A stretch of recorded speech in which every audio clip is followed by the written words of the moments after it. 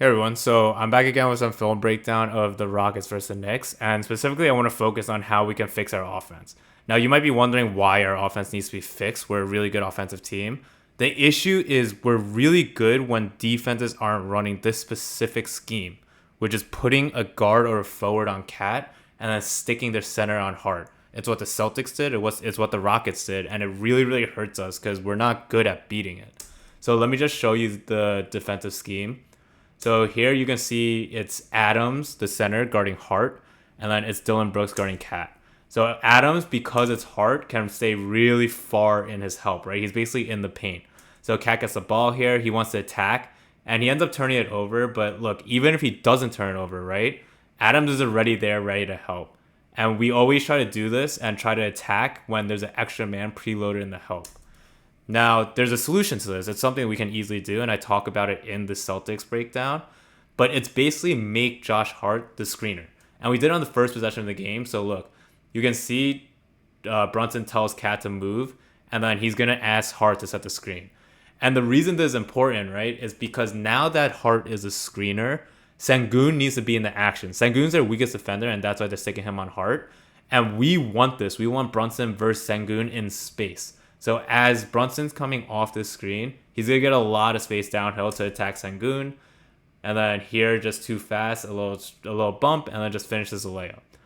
We just don't do that action a lot. And it doesn't really make sense why. Hart in this entire game maybe was a roller like 5 or 6 times. And it wasn't used a lot in the first half. So let me show you how Sims is used, right? When Sims is in, and Adams is guarding Sims all over the court setting screens. So watch him set this away screen. There's just a wide action again.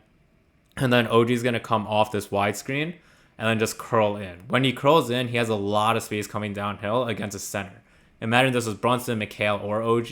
You can pull up right here for this mid-range. Again, just a lot of space. On this possession, OG drives and then has a good contest here, so he misses. But just to show the play, there's a lot of space in that mid-range. And that's how we're using Sims. That's how we should be using Hart. I'm going to show you another one. Here, there's that wide screen. Brunson comes up to get it.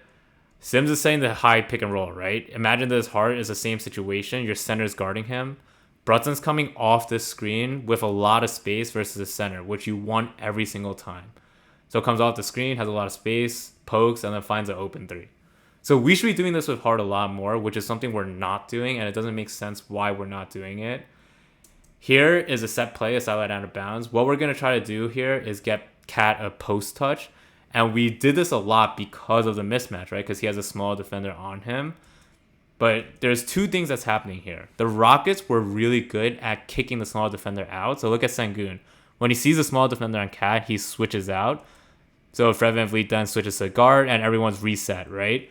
In this situation, we should be pulling Cat up for a rescreen for a pick and pop, pick and roll with Brunson, right? The whole reason they want this matchup to not be Sengun and Cat is because it's a deadly combo when we run the Brunson Cat pick and roll and pick and pop. Once this switch happens because Cat is in the post, just have Cat come back up and then rescreen to reinitiate the action with the matchups we want. Here we're just going to enter the post, which isn't a bad offensive possession, but it really slows our offense down. And we ran this post-up play a lot for Cat throughout the game. And it works, but it just slows our offense down. So here's another possession of Cat in the post. He has Eason on him, so we want to take advantage. All 4 other Knicks are just on the weak side, and we're just watching Cat go to work. Good post move by Cat, but it's just not a motion offense that usually really works well for us in a 5-out offense, right? So I just want to show some data around Cat's usage. If you look at the top table, basically it's showing that in wins, Cat shoots a lot more threes, right? 27% versus 17.5%. So we want Cat to be spacing. We want Cat to be shooting more threes. Here on the bottom chart, I'm showing scoring touches. And scoring touches here are defined as dribbles or dribble drives to the rim, catch and shoots, paint touches, or post-ups. If you look at the Rockets game, you can see a lot, around 75% of Cat's scoring touches were paint touches or post-up touches. And obviously the reason we're doing this is because he has a small defender on him, right? But what that means is we're catering to their matchup. They're determining what the matchup they want is, which is Dylan Brooks on Cat, and they're saying we're fine if they're just going to post up the entire game. We know that our offense runs better with pick and rolls, motion offense, a lot of movement, and a lot of ball movement. We should be running that type of offense no matter what adjustments the defensive team is making. When we play the Celtics, we shouldn't be running Cat against Drew in the post. We should be running our same offense and making them adjust to it. Get Horford, get Sengun on Cat, and then run our pick and roll, run our pick and pop, like we did against the Heat, right? Cat really excelled there. He drove a lot against Bam. He had a lot of catch and shoot opportunities, and it just opened the space for everyone. So we really should be making teams cater to us when right now we're catering to their defense. So here again, it's not until like 5 minutes left in the fourth quarter we're running this hard pick and roll. Then we run it.